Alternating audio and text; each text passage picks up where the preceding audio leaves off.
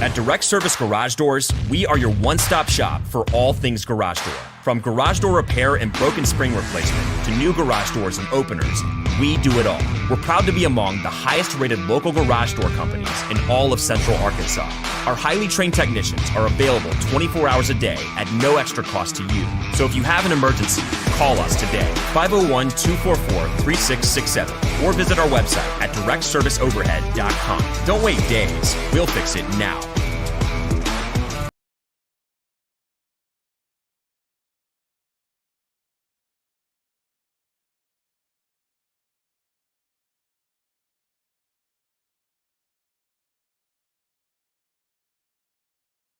All right, welcome everybody. It is Friday. It is a very damn cold Friday up here in Northwest Arkansas. I'm sure many of you guys experiencing similar temperatures outside. It got down to -4. -4 last night. Give me just a second as I trying to spread this across social media here. -4 is just a little bit too cold. It's a little bit too cold. I prefer cold weather, but come on. Let's be real. -4 is, your cods are going to fall off. You know what I'm saying? Your cods are going to fall off. It's so damn cold. Fellas, let's do this. 3, 2, 1. Yo, what's going on? All right. You guys make sure you like, share, subscribe, all that cool stuff. We got our new sponsor. Look at the logos down there, huh? Shout out, Direct Service Overhead, the garage door company. Longtime sponsor of the show. They offer same-day services, quality parts, free estimates, affordable outcomes, better than best results. Give them a call today. You know what? My garage, because I've said this several times, a lot of you guys know what the hell's going on with my garage. The door doesn't shut all the way. So it's like, it's already cold enough in a garage. That damn thing is like walking in, I don't know, to an Eskimo's freezer. It's ridiculous how cold, which sucks because that's where I smoke my cigars. So I can't smoke cigars in there. For the time being, I really, really, really need to get all that fixed and get that door to where it closes all the way. I need to give Travis a call, him and his boys. Also sponsored by Apex Tattoo Studio, located at 615 West Oak Street in Rogers, Arkansas. Get your ink set up, 479-278-2694. And, of course, our newest sponsor, the Odd Soul Bar and Pizzaria. Delicious pies, everything you could dream of, local stuff on tap. Nick and his staff there, they do a bang-up job. Walking into there, it's like it is like walking into Cheers. It's like Norm. You feel like Norm when you walk in, man. Norm!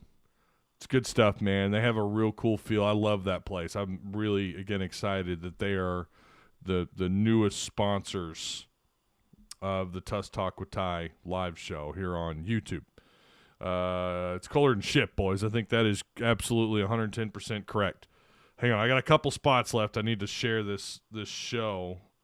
Razorback fans for life on Facebook. 10,000 people over there. Look at those guys.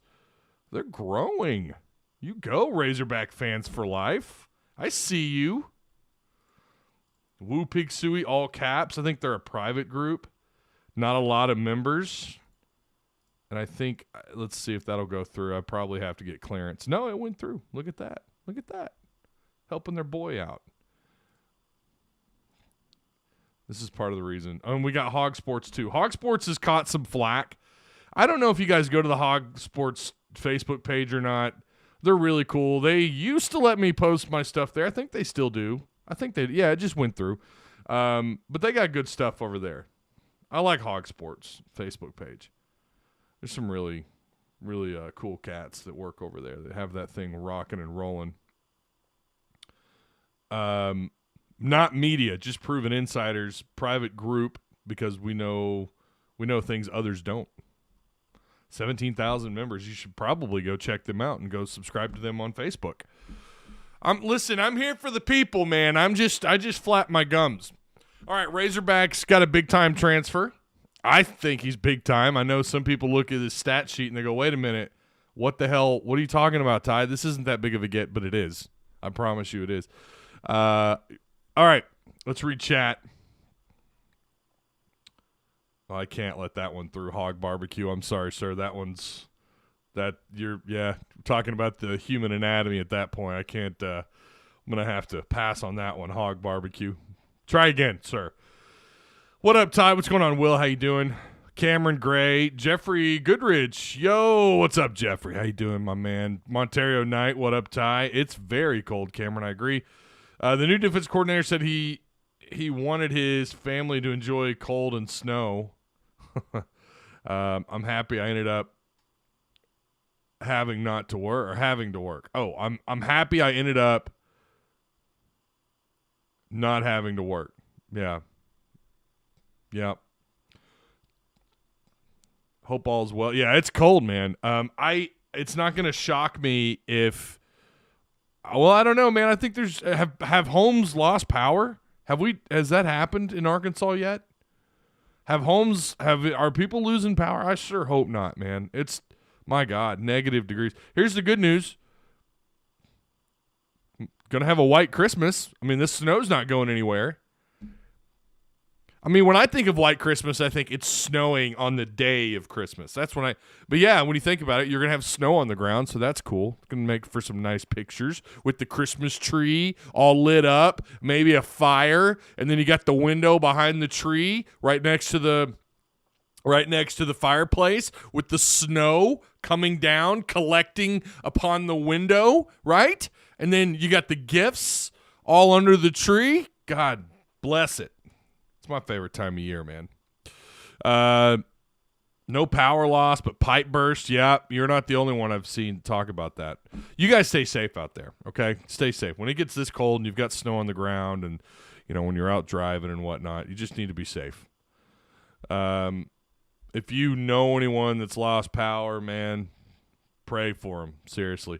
Ty here trying to get hired by Hallmark. /give 5,000 XP to Austin in Discord.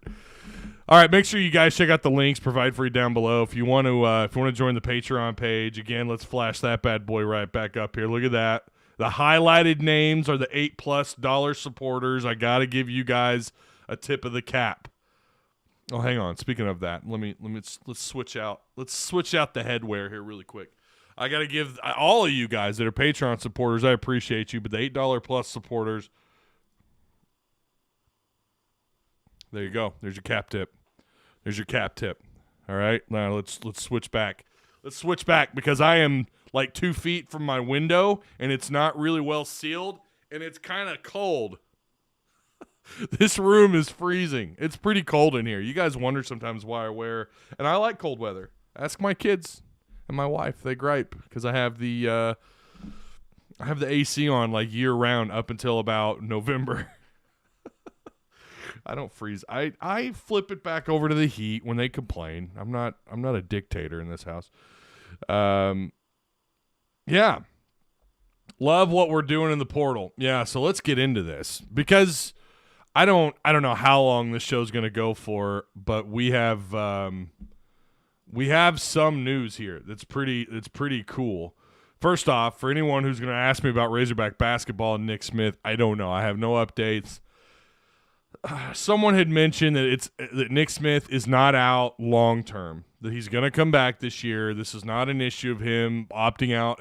This is just from one source. Don't kill the messenger here. This is from someone I trust. I mean, I have trusted in the past. And he says that no, I think he's going to be back, and maybe there's no window, but they do believe he's going to be back. Possibly, it might be one of those scenarios where it's later than sooner. I will say if he's out up until mid to late February, or maybe even early February, I don't know that I have a lot of hopes that Nick Smith is returning. That's a lot of basketball he's missing out on. It's mid to late February, I'm going to say he's probably going to just. Then it must have been way more serious than we realized, because at that point you're talking, almost mid-December or December, the last time he played a full game of basketball. Well, until he started limping, right? We didn't see him for the rest of that game. And so going back to mid to late December all the way to mid-February. And again, I'm not saying that that's his timeline. I don't know. I'm just simply saying if it is February, and let's say it's mid-February, I would probably, if you're asking me to gamble on that, I would say he's probably just going to opt out. I think, at that point, then you would also have to consider, well, that's got to be a pretty serious thing if he's missing more than a month's worth of basketball. But he may not. Hell, he may be back. I don't know. He may be back in time for, get a couple of SEC games under Arkansas's belt, and then maybe he comes back. But this individual seems to believe that he's going to be back. He's going to play this year. Some people are just panicking and overreact. Anytime there's Nick Smith news, people lose their damn minds. If it's bad, if it seems bad, they lose their damn minds. And listen, if he does opt out, yeah, that's going to change I don't know that I would put Arkansas in the Final Four or not. I think that has a pretty big impact. I think that you're talking about a top 5 draft pick. I'm not going to lie to you. I think their ceiling is still getting to the Final Four. Do they actually get to the Final Four without Nick Smith? Man, I don't know. I just don't know. And to be fair, I think the top 5 basketball, or what we see in basketball right now, teams 1 through 5, it's going to look a lot different come March. And I think the top 8 teams going into March, it's going to look a little bit different. I mean, it always does, right? It's still December. Still got a lot of basketball left to play. I'm not saying you're not going to win without him. I think you could still go on a hell of a run without Nick Smith. Absolutely. Yeah, I'd still put them in the Elite 8. And, guys, that's saying a lot without a lottery pick. Most teams in college basketball lose someone like Nick Smith. Guys, they're not talking about even an Elite 8 Sweet 16 run. They're talking about, God, I hope we just make it past the first round of the tournament. And thank God for the quality depth that Eric Musselman has collected. And you bring back guys like Kamani Johnson and Devo. You've got Anthony Black. You've got these transfers. Ricky Council. How about Graham coming along? Walsh, who's kind of, I think we're seeing an adjustment in his game and his role and what Arkansas does, especially on the offensive end of the floor. Oh, my God. I'd still put him in the Elite 8 probably. Now, again, matchups do matter when you get into March Madness. They do matter, and I think Arkansas would still have to be, you'd still have to kind of look at matchups, right? Last year I didn't think that was as much of a case, and it wasn't. Arkansas ended up running into a wall in the Elite 8, but I mean, it was just a team with more talent on the floor than Arkansas. Not by a lot, but a little bit more talent. And a veteran coach who's been in that situation many, many, many, many times. So, yeah, I think that was some of the things they ran into this year.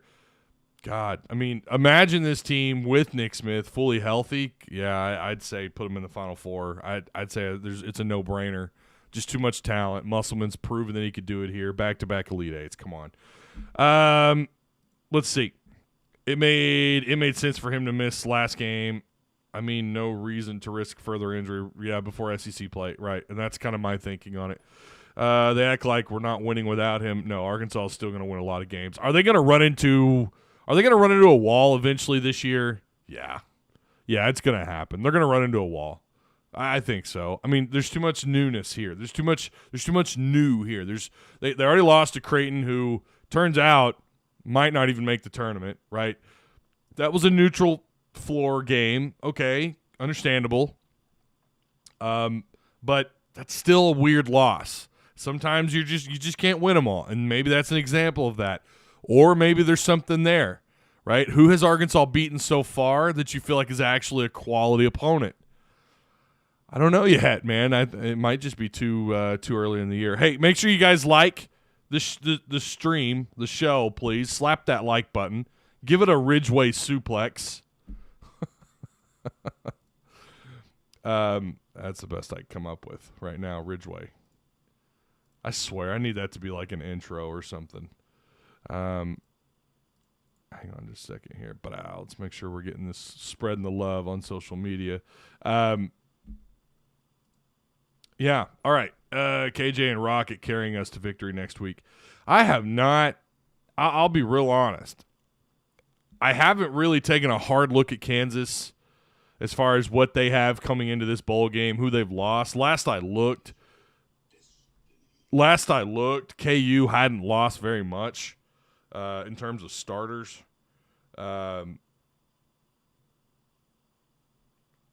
in terms of starters. I could be wrong. That's been a little more than maybe a week and a half, 2 weeks ago since last time I looked at what KU was bringing into this. We're going to break that down for you. I think Monday during the day we're going to talk about this Arkansas KU matchup.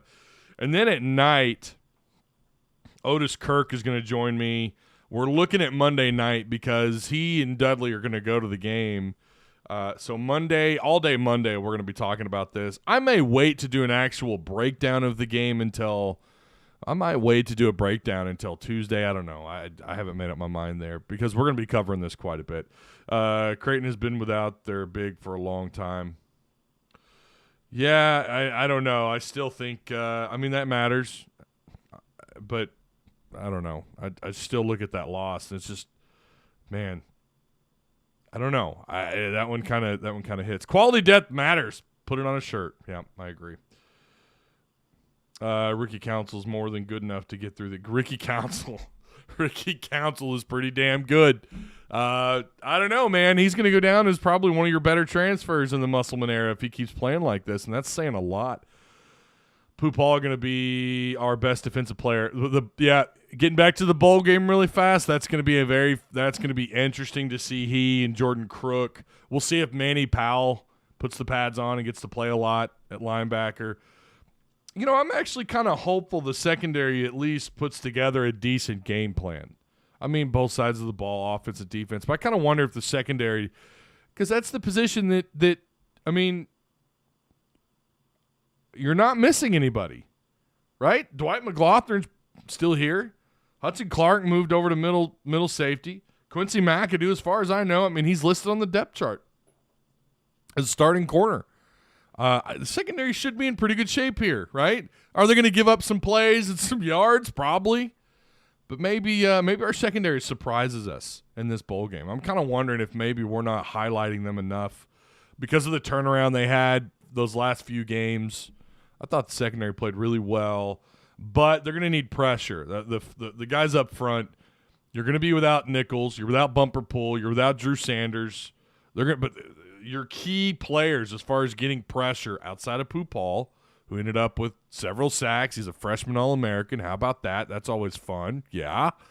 Big-time future SEC linebacker. Is he gonna help in that department, kind of bail the secondary out a little bit by applying pressure on that offense, on that quarterback? I don't know. I kind of feel like the secondary is going to be – might even be – they're going to play a huge role in this game, I think, one way or another. Shout out to Landers for playing in the bowl game. Yeah, Landers is going to play. KJ is the definition of a hog. He's never bailed, even in the Morris years. Yeah, you gotta appreciate that, right? You gotta appreciate the fact that he stood in there, man. He stuck it out. Tuss Talk fam, what's good? What's going on, Woo Pig? All right, again, like, share, subscribe. Before anyone, listen, again, I got the Ram beanie on because it's really damn cold in this house, or at least on this, because that window is, I'm like 2 feet from that window. It's not really well sealed, and I could feel that really damn cold air, that -1 degree air or whatever the temperature is right now. I could feel it, a little cold. So I got the beanie on. So before anyone gripes about my Ram beanie, there's plenty of Razorback merch and stuff. How about Arizona Tim with that beautiful chrome, my favorite alternate helmet, the chrome helmet. I love that. You need a cowboy beanie? Well, yeah, but, it would end up in the trash can, Brian. What good would that do me? A buddy of mine texted me. He said, I'm gonna send you a Niners hat for Christmas. I said, well, it's going to end up in the fire, good sir. I'm going to stomp on it and then throw it in the fire. Let's talk about, how about Arkansas? I don't know why there it is. There's my notes. How about Arkansas getting a good one, a damn good one, a guy I'm pretty excited about, actually. Antonio, I think it's Grier or Grier. I don't know, Grier. Watched some film.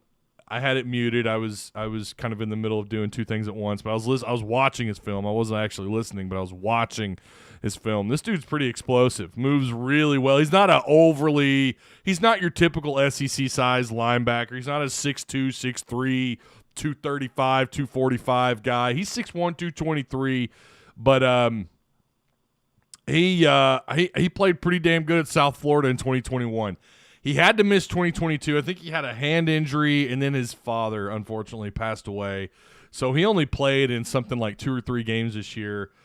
Was an All-AAC first-team selection in 2021, according to Pro Football Focus. He's going to have a year left.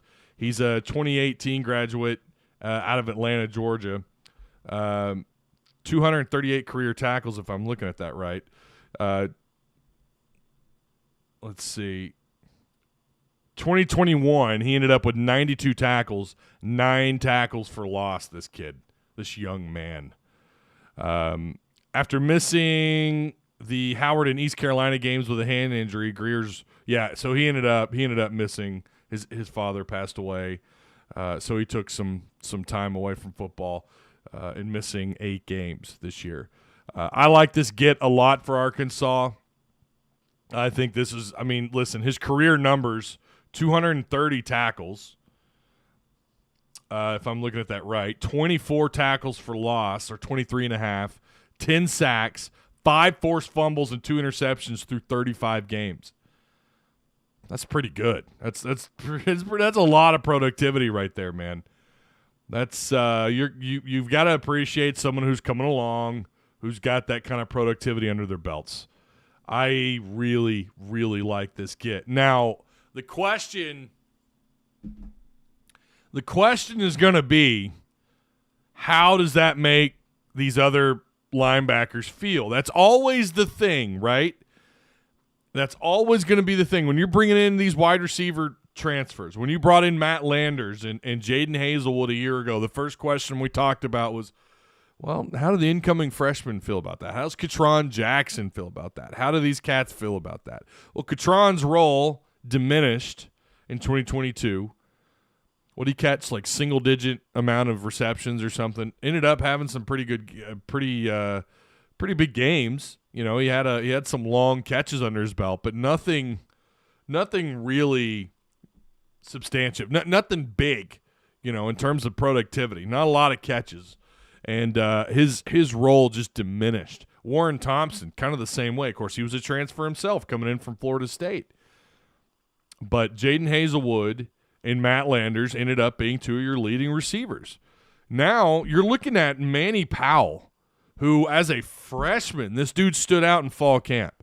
And I'm not just talking about like Ty Washington, the tight end, where he had a strong beginning of his camp. No.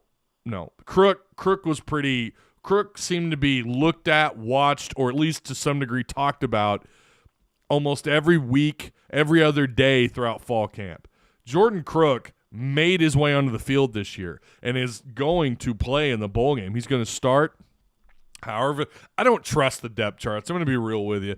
Those depth charts I take with a grain of salt. They might stick someone older there, but he's going to play, probably will start, given the fact that he's got some playing time under his belt in the 2022 season. How does that make him feel? Like they're going out and they're getting this guy, Greer. I don't know what they're going to end up doing with him. Again, I don't even believe what they tell us. Like, oh, well, he could be an edge guy. He can be an edge guy. Or we're going to line him up here or there. You just don't know what to believe. They don't always. I kind of feel like they do that on purpose. They're trying to throw people off. They're trying to throw the dogs off the scent, dogs off the smell. Like, yeah, you don't really know what our plans are for him.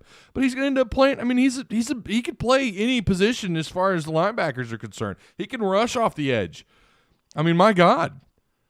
24 tackles for loss, 10 sacks. He's forcing fumbles. I think someone had said half those were fumbles that he created in the backfield, making plays. Yeah, they're going to rush him. He's going to be a guy that they're going to expect to come in and maybe take on that Drew Sanders type of role. But how does this impact Manny Powell? How does this impact Jordan Crook? You know, and some of the other guys. The incoming freshmen, listen, they get it. They're coming in. I hope they get it. They're incoming freshmen.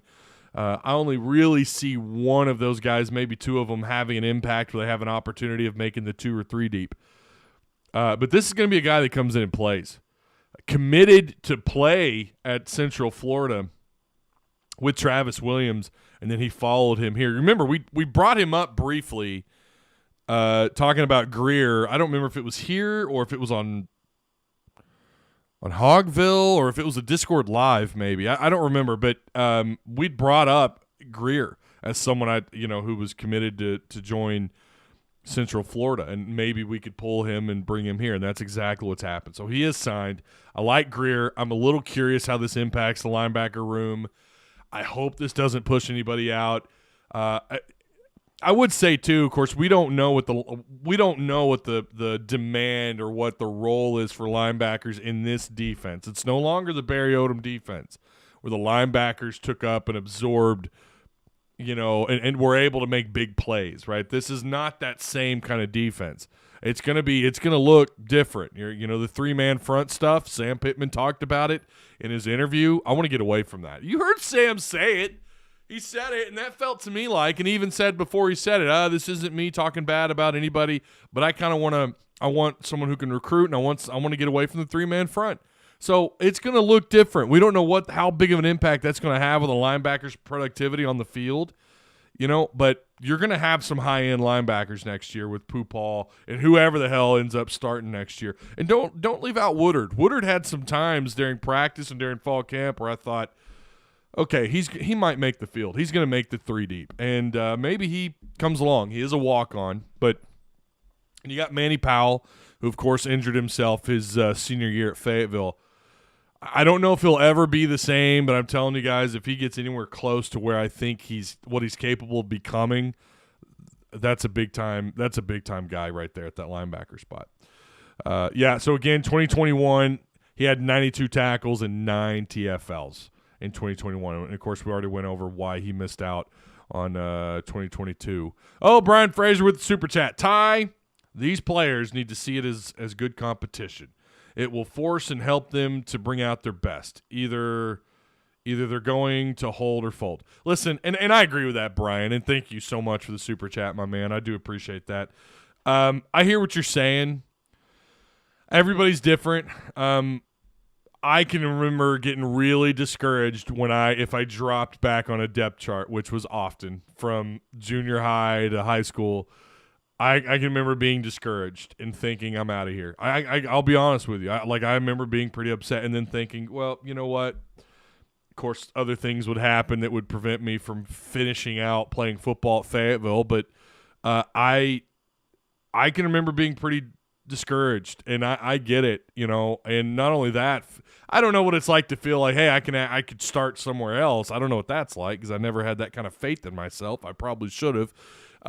You never know, man, what's going on in these kids' minds. They might think, you know what, I could start. I'm going to tell you right now, Jordan Crook is a caliber of linebacker. As he gets older, I think he could probably start in about 90% of the defenses in the SEC. I don't say that lightly, and I'm not the only media member, whatever the hell you consider me to be. I'm not the only one that says that. Jordan Crook has a very high ceiling, was a big-time get, underrated out of high school. Now, that doesn't mean that if he sticks out here, he's going to be a 2-time All-American first-round draft pick. But he's capable of being a very sound starter, and if we're aware of that, I'm telling you, he's aware of that. He knows. And, then there's that coaching up part of the conversation, like what these coaches are telling these players throughout the season. He's got to buy in. I agree. You've only got 1 year of eligibility with this cat coming in. He's only got 1 year of eligibility. Maybe you can find your way into the rotation. Hell, who knows? Maybe they run a 4-3. Maybe they run a 7-man front with 3 linebackers on the field. He's absolutely going to be in that rotation. So who knows what he's going to do here? I don't know that he's going to mirror what he did at Central Florida, talking about the new DC. But, and I'm not saying either, there's no smoke around Crook being unhappy, by the way. This isn't me talking about him being unhappy and he's going to leave because this new linebacker. That's not coming from anywhere. That's just me thinking in the back of my mind. I know when you get a transfer, that's the first thing I think is like, okay, how big of an impact is this cat going to have right out the gate? How big of an impact, and what does that do to the existing members of that part of the roster, that part of the depth chart?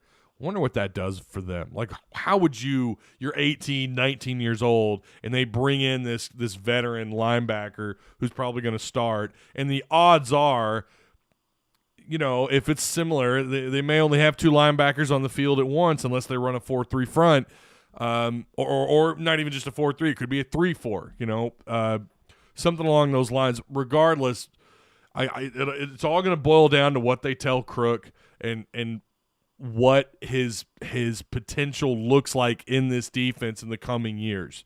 You got a guy he's not going to be a one and done when you're talking about Travis Williams. So I think he's going to be here a minimum of 2 years, and that should be something too that they're telling these youngsters. Like, look, man, yeah, we're bringing in these transfers, but I'm going to be here for a couple of years. I coach linebackers. Trust me, you're going to be fine. But it is worth talking about, at the water cooler. It's a good water cooler conversation. What are we doing, man? I hope we don't lose Jordan Crook. Sam Pittman's on the hot seat. This is it for him, says Country Boy. 3-9 next year. Boy, there's that positivity we love from you, Country Boy. Love it, man. You just kind of come in like a wrecking ball, don't you? I don't know, man. I think they're better than 3-9. I think they're going to be better than 3-9. Anything's possible. I've ruled out, like, if anything can happen, it will happen. And I think this year was an example of that. But I just have such a hard time with KJ back, with Rocket back. I don't know if the offensive line is going to be any better or any worse. I don't at this point in time. Sounds like Crawford may move. He's going to move back to the right side of the line of scrimmage for Arkansas. Maybe he has potential at right guard. That's where they put him for this bowl game. Is it true that Sam Pittman wants to get like 26 players out of the portal? You're going to have to tell me where you heard that at. I don't think so. I don't know how much room do they have, right? Linebacker room could be like the defensive line room, full of depth and a lot of bodies to play every game. Defensive line played 10 guys every game. I don't know was it that high, Paul? I don't think it was 10. I think their rotation was something like, it just depended. Like if it was a blowout, right, or if they were losing big or if they were winning big, you might have seen some pretty heavy rotation. I don't think it was that much that often. There might have been some games where 9 guys rotate, but I don't think it was 10. Yeah, I don't know that it even got that high, to be honest, because they were really only, even with Nichols included, they were really only soundly 2 deep across the defensive line. And they oftentimes ran a 3-man front. They did, those games where they ran a 4-man front. Yeah, there's probably about 9-10 guys that rotated, I guess. I don't know. Iron sharpens iron. Boy, that is a KJ quote. You want to get someone in the media to giggle. If you want to get someone in the media to giggle, tell them iron sharpens iron.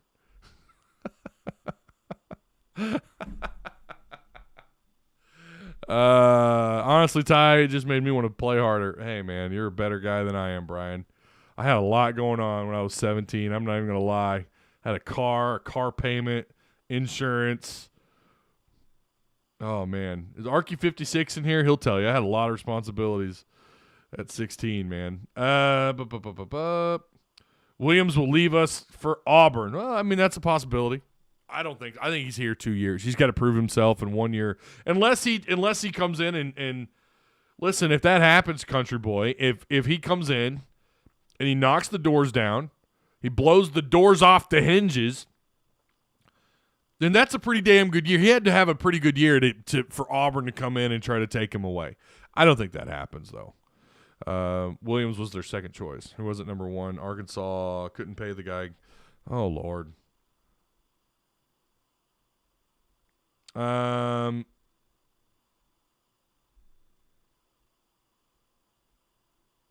They need quality defensive tackle. They just need to recruit better there. Yeah, interior defensive line has been an issue. Now Cam Ball is who I'm excited. This guy's going to get to play a lot in the bowl game, and I'm really excited for that. I like Cam Ball a lot. Cam is someone who I think has I don't know how high his ceiling is, but I think he can be a pretty productive player along that defensive line. You got Landon Jackson also at the 2 deep spot, at the rush-in spot. Jordan Dominic's coming back. That's a really good feeling, get Jordan Dominic back. That guy quietly had a very sound season. What was it, 7.5 sacks or something? Yeah, every team's bringing in a lot of transfers. I agree. What up, Trey Carter? How you doing, man? Hope all's well. Hope all is well.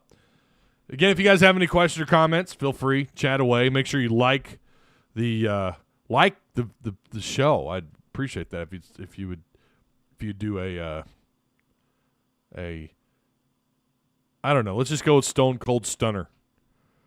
A Stone Cold Stunner. What up, Ty? How's the NIL look at Arkansas? Well, it just depends on who you ask.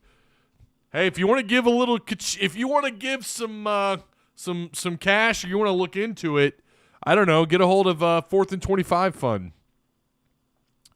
Don't they take in money from just anybody off the street? Is that how that 4th and 25 Fund? There's a couple of them out there, I think. I forget all their names. You see where Catalan went to Texas? Yep, he went to Texas. Some people are saying he ends up at A&M, but I don't know. I remember Texas going after him pretty hard. Seen where he could go to Georgia or Ole Miss. Listen, when you're Jalen Catalan, despite the injury issues, you can go anywhere you want in the country.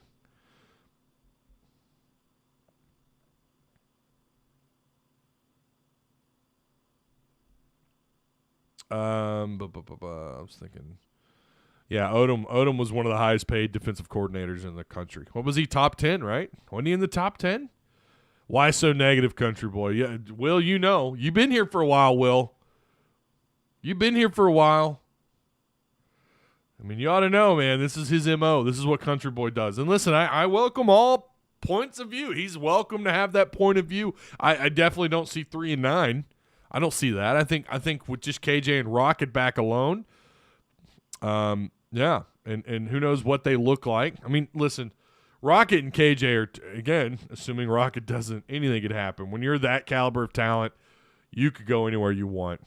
Rocket really could. I mean, and I'm sure what people don't realize, what people don't think about, it's not these schools necessarily reaching out to the player. It's and I know this. I can tell you right now, I know this. It's schools using a proxy. If you don't know what a proxy is, I don't know. Think of it like a chess piece on the board, and you're the person in control of whatever side, white or black, and you're moving the pieces, right? Well, they have a little pawn, and that's a proxy. That proxy, it's hinted to that proxy. Okay, well, we really like this guy. Oh, okay. Message received, says the proxy, and then they go after and they talk to a family member of that given player. They talk to an aunt. They talk to a cousin, someone really close. They kind of get the feelers out. This is what I was told straight up from a very legitimate source, and that's how this works. So who knows? You don't have to be worried about the player. Okay, the player, I don't know what you're talking about. If you went to the player and you asked him, hey, I heard, Oregon was snooping around. I don't know. It's Oregon, and again, I'm not accusing Oregon of any wrongdoing, just saying, and Jimbo's talked about this. And Jimbo, even though he's a massive hypocrite, he's right. The portal is nuts. There's the restrictions are terrible. I don't know what the answer is. Maybe shrinking the window. I don't know. I don't know how, I really don't know what the answer is. But it's then that Oregon player reaching out to someone close to the player. It's never, well, I shouldn't say never, but it's rarely is it a proxy just straight up reaching out to the player. As far as I know, now it's probably, when I think about it, I actually think it's probably happening way more often than we realize, where they're going right after the player. But typically it's a family member or it's someone really close to that player, to that prospect. The same things happen in high school athletics for, God, guys. I mean, the day people realized, oh, wait, there's money in college football, right? So, yeah, 7-5 and maybe 8-4. Depends on Scott. Wow, look at Kopesky coming in here all positive. Kopesky says middleman. Yeah, I mean, that's what a proxy is. It's a middleman. There's a better way of – I don't know why I said chess. I like the game of chess. I'm terrible at it, but I like chess. I kind of like to think – I like to refer back to chess. Young players got to understand They're not big. They're not being replaced. It's about depth and what it takes to win in the SEC. Play as a team. Fair. Okay, great analogy or great way of looking at it. Again, when you believe you're a capable starter in the SEC or in a Power 5 school, well, what's the next logical leap in your mind? Oh, wait a minute. I should get bigger NIL deals. Wait a minute. I'm losing that opportunity because I'm not going to get to start. Hold up. If I'm a starter in a Power 5, if I'm a starter in a Power 5 football program and maybe I really, really believe in myself, I could play in the league. But now I've got this guy coming in and taking my spot, right? I'm just saying you always need to look at it from the player's perspective. But it's a fair point. No, I agree. You got to look at it like you do need to be more team focused. And I'm not one of these people that believe everyone in this generation, that younger generation, that they're all selfish. I'm not saying that at all. In fact, being around the Razorbacks during practice, I saw a lot of guys that were the opposite of that, But there is always that in the back of their mind. There's always people around them whispering in their ears. I'm just saying you kind of have to need to think of that, right? Like, oh, well, you should just understand that, they're trying to make the team better. I'm sure they do. But then they start thinking, yeah, but now that's going to impact me as a starter. That's going to impact me getting reps with the ones. That's going to impact my career, right? Proxy, think Ruth Langmore. Well, you're dropping some. I don't know what you're talking about, Kingsley, but I appreciate it. Should have fired Bryles and brought Bobby Petrino. Isn't it? Oh, Lord. Oh, my God. Woo! Well, that is a take right there. Really, my head just itched. That's what. No. Now, maybe Petrino will do well at UNLV. I think he has it in him still. But no, you're not bringing Bobby Petrino back to the U of A. It's not happening, my man. It's not happening. I don't think you can predict what they will produce without the final team on roster. I'm not. If you're talking to me, I'm not predicting that. But I do think with Greer coming in, he's probably going to start. That's my takeaway. All right, future prospects here. Who's Arkansas looking at?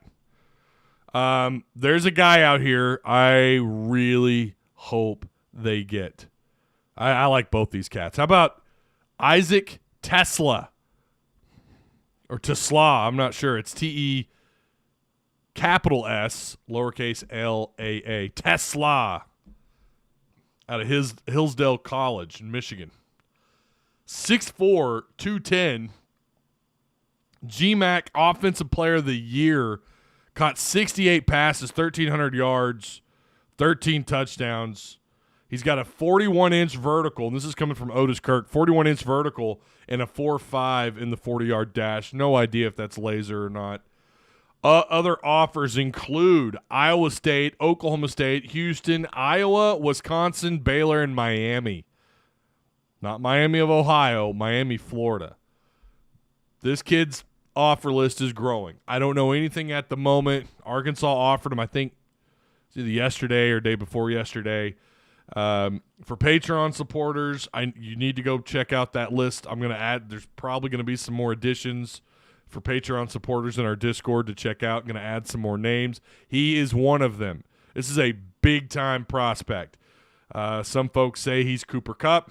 I don't know about that, but hey, listen, there's only one Cooper Kupp, baby. Only one Cooper Kupp, but he's on the damn sidelines with an injury. That's the next jersey I'm going to get to, by the way. I've got Aaron Donald. Now I need a Cooper Kupp jersey. But, 68 passes, 1,300 yards. I don't know how legit that 4.5 40 is, but for someone who's 6'4", 200-plus pounds, that's moving. Saw a little bit of his film, saw a little bit of what's out there. Oh, my God. He looks like he has a catch radius. I'm not saying he's Treylon Burks, but my God, he's got a wide catch radius. I mean, he grabs everything out of the air. I don't know how many drops he had. I would love to find that number, but I would be shocked if it was more than a few. He just catches everything. Great leap. I think I might believe that 41-inch vertical, maybe. Might take it with a grain of salt, too. He gets up and goes after the ball, man. He's not afraid to put his body on the line. I like this kid a lot. Off the cuff? No, I don't. I think it's going to be hard for Arkansas to get. At the moment, I think it's going to be hard, but I like Isaac Tess. He's got a great first name, too, right? He's got a great first name. For a wide receiver, Isaac. Some of you know who I'm talking about. Bruce. Completely different player than Isaac Bruce. Isaac Bruce was not 6'4", 210 pounds. But I maybe Cup's the right collegiate comparison. But I really like him a lot. Yeah. Again, 68 passes, 1,300 yards, 13 touchdowns. The other target is Jake Roberts, this North Texas tight end. He's from Norman, Oklahoma. I don't know that Oklahoma's – I was trying to pull up his offer list. Last I saw, OU has not offered him yet. In fact, neither of the Oklahoma schools have yet.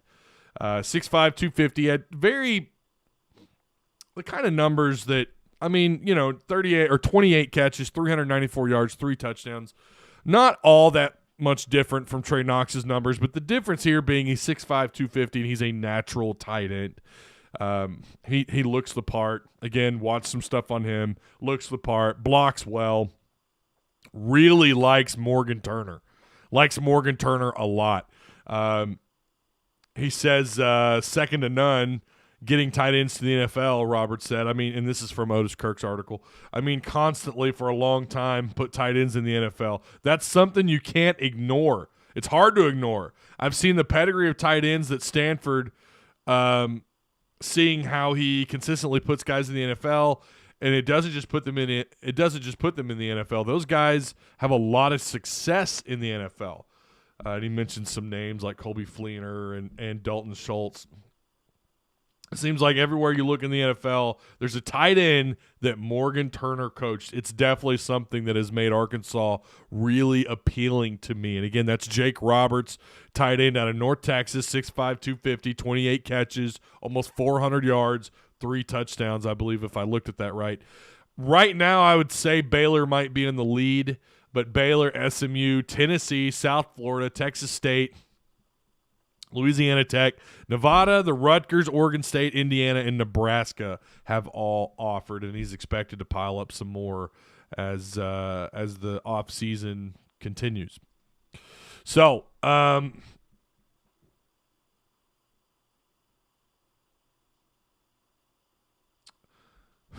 Primetime would have used Arkansas as a stepping stone. Oh, you guys are talking about Dion. I don't know. I wouldn't have been opposed to Dion coming here. If it were like year 5 and Sam Pittman and everything's just kind of falling off, you miss a bowl game. If Dion were available and if it were the same circumstances, not knowing how well he does at Colorado, let's say it's similar where he's at his previous job over at Jackson, and he were up for grabs, yeah, I'd say hire him. Why not? What else? Off the wall kind of hire. Right? He's an off the wall kind of hire who attracts big time talent. Now, would he be building a house of cards? Probably. Would it be a similar downfall? Maybe not as bad as when Petrino left, but Petrino built a house of cards, right? He had some talent on the offensive side of the ball for sure, but he saw a great amount of success on the offensive end of things. I don't know that Dion's going to do well at Colorado. I have no idea. Maybe he's terrible. Maybe they're awful, and it wouldn't shock me at all. Nothing surprises me anymore when it comes to college athletics. But I would say I'd probably right now, as of today, not knowing how things go at Colorado, yeah, I'd take him. Again, if this were year 5, similar to the Brett Bielema debacle towards the end of his career, if that were to happen and Dion were available, yeah, why not? Why not? You see the talent that he's attracting over there. Coaches want to coach for the guy, and players want to play for him. I think the thing that I wonder for him at Colorado, as I understand it, and I don't know. I'm sure they're very well connected. You're about to deal with a different level of alumni and boosters, right? You're about to deal with a higher level of people who might have as big of an ego as Dion, as Primetime does. I love Primetime. He's one of my favorite pro football players to ever. I love watching that cat play. Didn't care where he was at. I loved watching him play. He was a lot of fun. It was like Ray Lewis. I love watching Ray Lewis play. Say what you want about him off the field and all that, whatever. As a player, Ray Lewis was spectacular. Ed Reed, I could name off about 15 Rams, of course. London Fletcher on defense. If you're talking, of course, Aaron Donald's in that mix. I love watching Aaron Donald play. Not just because he's gotten the Rams to 2 Super Bowls and a Super Bowl ring, but he's just, you want to talk about the elite of defensive tackles and how to play the game. There's nowhere else to look but Aaron Donald. He's a Hall of Famer. But Dion, as a player, fantastic. He's obviously proven himself on a certain level on the college football landscape. Will that translate to Power 5 football? I don't know. Again, you're about to deal with some egos that are as large, maybe even larger than his. And they're going to have their hands inside the program. They're going to, how does he handle that? I feel like we've got a 30 for 30 on the way on this. Like, I feel like there's going to be a sports documentary, 5-10 years from now where it's like Deion Sanders goes to Colorado and all hell erupts. It's going to be something like that, But I don't know. I think I would take him just because I think it would be fun to cover. And he might actually field a pretty good product. I don't know. At this point, you guys, Razorbacks, the program, the athletic program is what? You're known, if you talk to people outside the state of Arkansas, they're going to tell you, oh, that's a baseball school. Oh, my God, that baseball program is elite. Your facilities, what you put on the field every year, the expectations or College World Series, that's elite. Or they're going to tell you, obviously, Eric Musselman, because basketball is a way more popular college sport. There's nothing like March Madness. It's the greatest postseason thing ever. But those are the 2 things you're known for. Why not hire Dion and you give him a very similar Sam Pittman contract? A speculative contract or he might be, we don't know what we're getting contract, right? But we're going to throw him a little bit of money. We're going to make it at least a competitive contract. Listen, he wanted to come coach the SEC guys. I think he would have taken the Vanderbilt job not long ago. And look, he found some success where he was at, both recruiting and on the field. Yeah, I would take him. I would. I don't know how long he would last. I don't know. Would he use Arkansas as a stepping stone? Well, wouldn't that be a good thing? Right? Would that be necessarily a bad thing? Because if he's using Arkansas as a stepping stone, well, that means he has to have opportunities. And if he has opportunities, well, that means he had to have success. And that means he had to have success at Arkansas. You're not going to use it. No one's going to hire him if he comes to Arkansas and he sucks. If he's using Arkansas as a stepping stone, let's say he's here 3 years. Okay, well, he probably elevated Arkansas. The downside could be the house of cards aspect, unless you make the right hire after Dion. I don't know. He will get an SEC job, says Brian Frazier. Man, I hope he does. I love that cat's energy, man. I love Dion. Like, just from what I've seen. I don't know him off the field. I don't know what he's like off the field. There's all kinds of chatter, and, some of the people in the media don't like him. But I would welcome him, and I think it'd be a lot of fun. It's similar to, in some ways, it'd be interesting. It'd be an interesting character addition, right? What you had, may he rest in peace, Mike Leach. Lane Kiffin, who, like him or not, he at least he's somewhat entertaining to follow. Nick Saban, in his own right, is kind of interesting to follow. Not just because of his success, but just as a character when he gets real riled up. Ties on point boosters and expectations at a school like Colorado are heavier and higher. No disrespect to JSU and Prime's accomplishments there. The success may be a little slower at Colorado. Yeah, he's bringing in some really good – he's killing it. I mean, there's no doubt. And players want to play for that guy. There's no doubt players want to play for Dion. So at least from a talent aspect, if he were to ever come to Arkansas, if he's available in a couple of years, and let's say he's turned Colorado's program around, they weren't that bad that long ago. I really don't know what the hell happened at Colorado. It seemed like a couple of years ago they were decent. They were pretty good. I don't really know what's happened at Colorado. I don't pay that much attention to the left coast. I'm sorry, to the west coast. I don't pay a whole lot of attention to what goes on west of Texas, if I'm being real honest. But beautiful country. Love driving through Colorado country. It's gorgeous. Best drive-through state that I've ever driven through, that I've been a part of inside a car driving through. A lot of fun. Very gorgeous. Very gorgeous. Pretty interesting state too. But I don't know if he's available. And let's say he's turned them around, made them competitive. In if Sam Pittman is truly out in the next 2 or 3 years, and if he's available, yeah, take a swing at him. Something tells me he won't be at Colorado for maybe, I'm seeing 3 years. One way or another, it's either going to collapse or he's going to have success. Those are the two things. I feel like those are the two things on the table for him in a very quick amount of time. In the next 3 years, it's either going to all collapse, they're going to be worse off, or he turns them around and makes them competitive within that conference. So Hunter should have hired him, says Country Boy. You understood why he didn't, because at the time that probably wouldn't have been.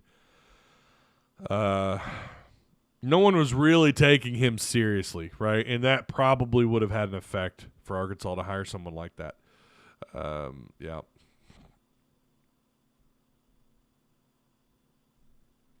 Ty, why do you think Nick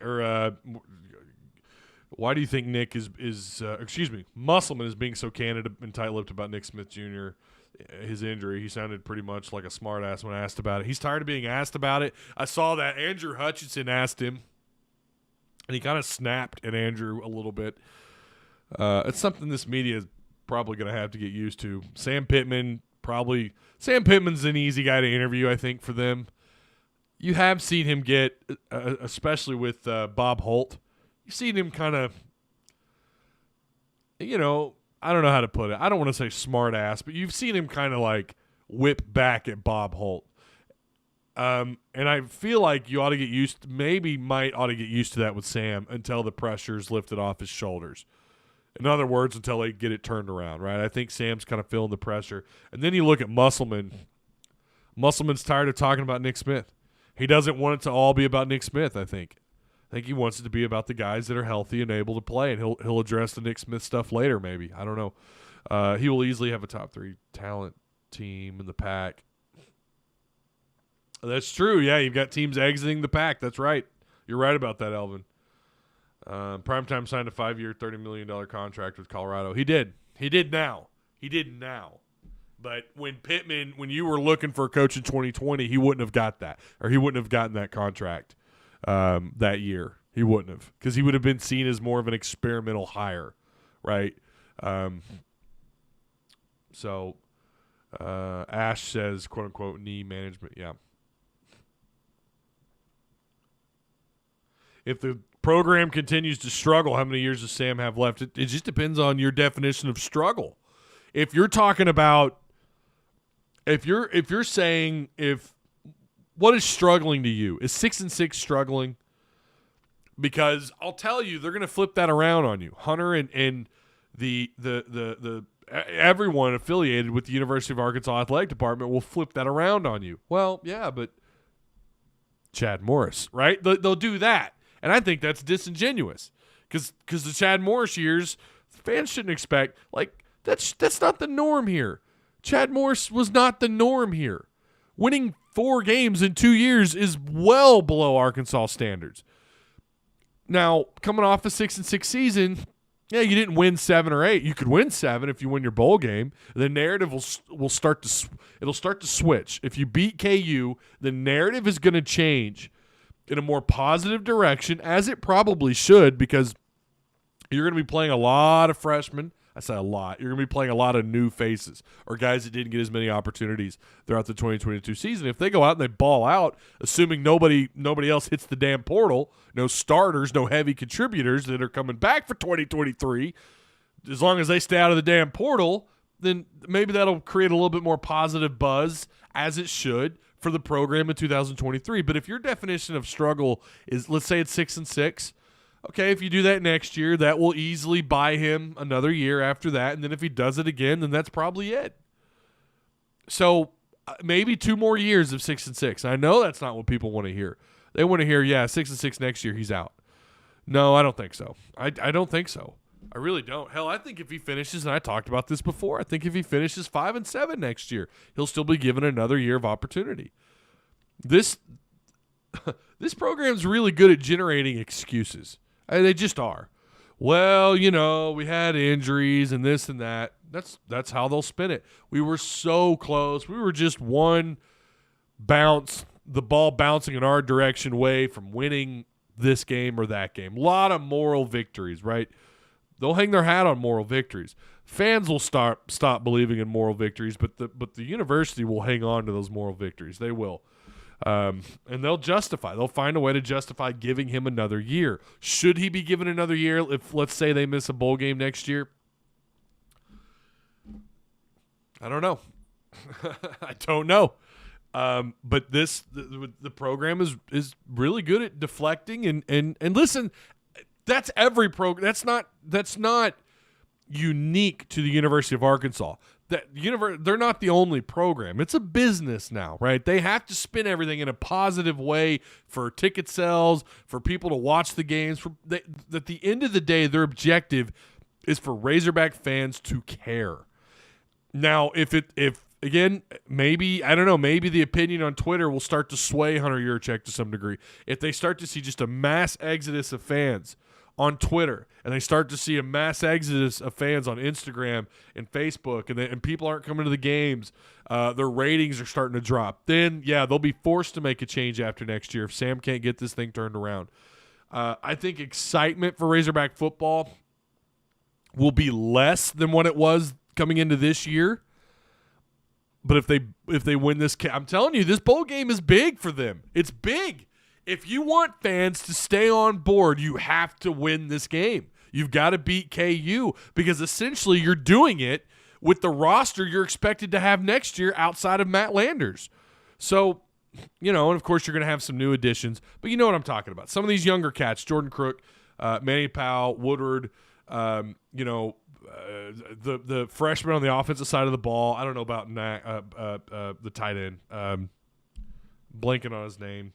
Damn it, the tight end that was a back. Nathan Backs. I don't know if he's coming back. I don't know if he has another year of eligibility or not. I think he does. He probably won't be the starter next year unless he just turns it around throughout, spring and fall camp. But they're looking for a transfer, and they're going to find a transfer to come in and start. They're going to look for not to back up Nathan Backs. If you find a tight end in the portal that backs up Nathan Backs, then you failed. I'm sorry, but that's just the truth. Especially if it's an older cat, a guy with just a year or two of eligibility, you bring him in and he's only a backup behind Backs. You've got a problem. You didn't get a good portal grab there out of that tight end. If we're being real, nothing against Nathan Backs. He is he's third on the depth chart in most places in the SEC. Good kid, smart young man, good head on his shoulders. I don't mean any ill will towards him at all, but I'm not trying to talk about him negatively, but in the SEC, he's probably a backup or third string tight end in most places in this conference. You need an upgrade there. But again, you need to win this game, and you need to do it with the roster that you have in place right now. And then you build on top of that, and you follow that up with some transfer portal steals. Maybe you get this wide receiver we talked about. Maybe you get this tight end, who I think both are great additions on this roster. But that is assuming they get them. That's the direction this thing needs to head to if you want to have a positive year, a more positive outlook on 2023. Because right now, even with KJ back, it's still somewhat bleak amongst fans. They're happy KJ's back.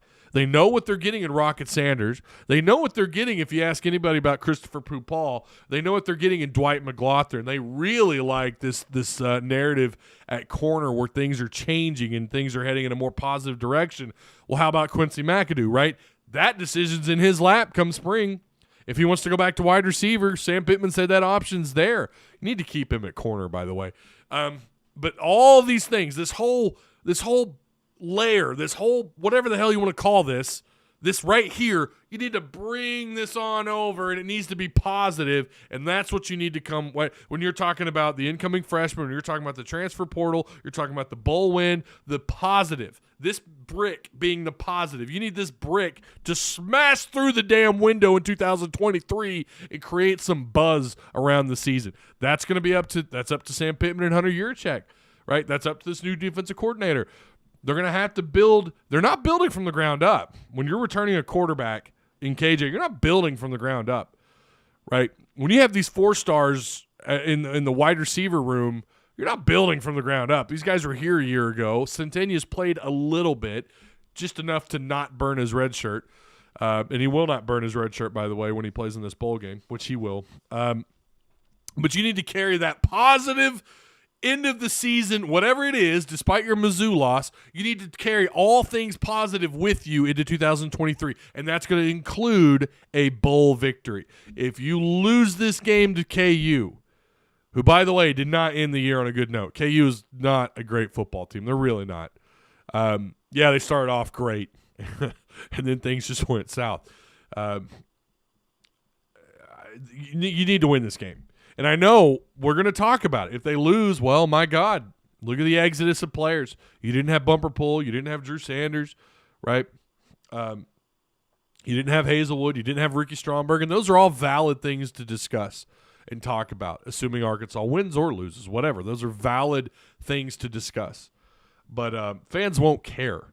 Those are just excuses. You need to win the game if you want to usher in the positivity for the remainder of 2023. You were right, Ty, for popular coaches.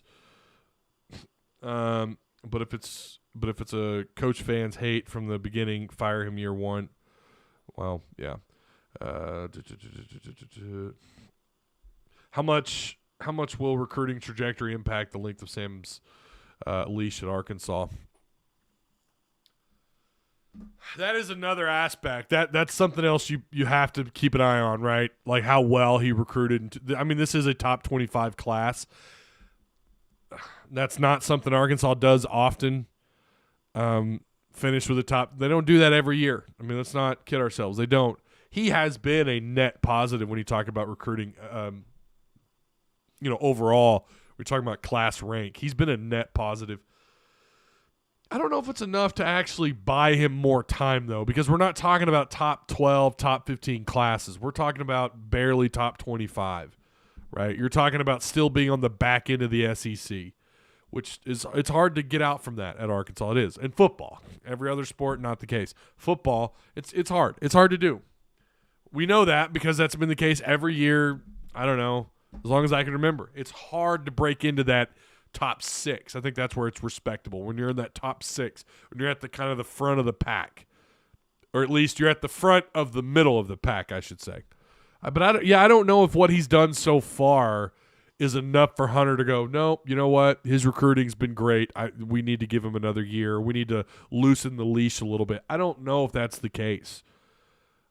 I would lean on it probably not being the case, actually. Again, it's not like it's been a night and day switch. It's been better. The classes have been better. Will Easter be a hog? Otis Kirk thinks so. Otis Kirk thinks he's a hog. He thinks because he's going to get that small window in January to come in and visit, he's going to be here. And Otis Kirk thinks that he's going to get to meet this tight end coach, and they'll keep him, and then he'll sign. I'll tell you the odds are less likely when a kid doesn't sign with Arkansas in December. The odds, given the recent last, 3 years, for whatever reason, whether it's an off-the-field situation like with Miles Rouser or any other reason, the last 3 years, maybe 4 years, when a kid doesn't sign an early signing period, your chances of signing that prospect, and this is at Arkansas, your chances of signing that prospect in February drop significantly. So I don't know. This is a little bit different situation because you made a coaching change there, right? He's supposed to, if he comes in for his visit, if Easter comes in for his visit, I don't remember the date. It's sometime early January. If he comes in, then I will agree. Then I'll feel better about him being a Razorback. But I think Easter's a big time get for them, and they need to sign him.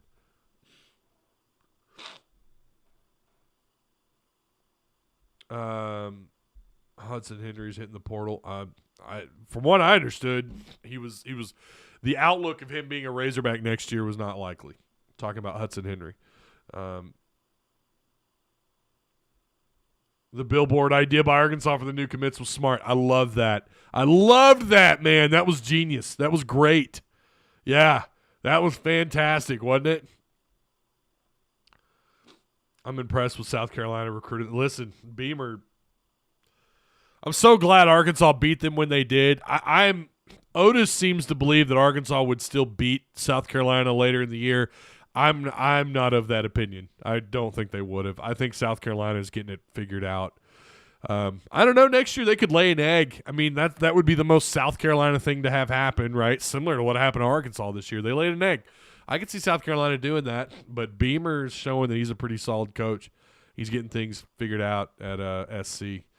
I haven't actually looked at their recruiting. Are they killing it in recruiting? Because I'll be honest with you. I know they're poaching. Seems like they're poaching our players and our coaches. Whiteningham leaves. KU. It's his backyard. KU.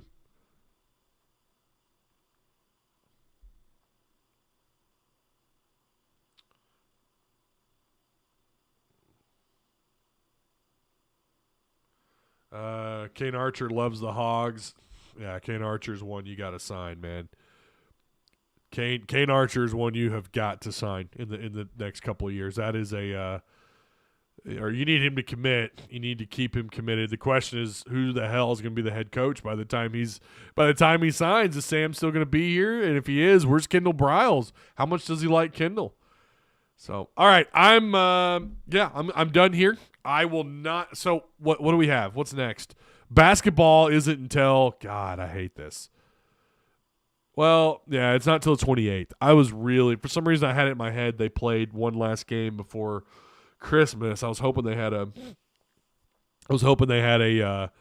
or maybe the day after. No, they don't not until Wednesday. That sucks. On the road at LSU. We'll talk about that next week. But our first post-game back, baby, is going to be January 4th against Mizzou. That's going to be our first post-game back. I'm really excited about that. Remember, January 1st, for anybody who hasn't heard, I'm out. I'm leaving Hogville. I'm full-time. I'm back here full-time. I'm gonna crawl my way to 1 million total views. Really excited about all the new sponsorships. All you guys have joined Patreon. Oh, man. 2023 is, I think, going to be – I hope it's going to be a great year. I think it will be. So – I do appreciate you guys. Remember, on your way out, make sure you if you like the show, like it. I would appreciate it. Subscribe if you're new here. Check out all the links if you want to join this crew right here. If you want to become a Patreon supporter, right there. The link is provided for you down below. If you want to join this list of names, I think right now we're sitting at 40 people. I think that's right now. That could change in the coming days. But I really appreciate each and every one of you. But if you want to join the Patreon, the link is provided for you down below. If you want to join our Discord, that link should still also be available for you down below. All right? Until next time, you guys, this will be the last time I talk to you, I believe, until Christmas. So have a Merry Christmas, and looking forward to seeing you guys soon. We're going to talk. We got a lot to discuss next week, including this bowl game against KU in the Liberty Bowl. So, all right. Woo Pig Suey, Merry Christmas. I'll see you guys around.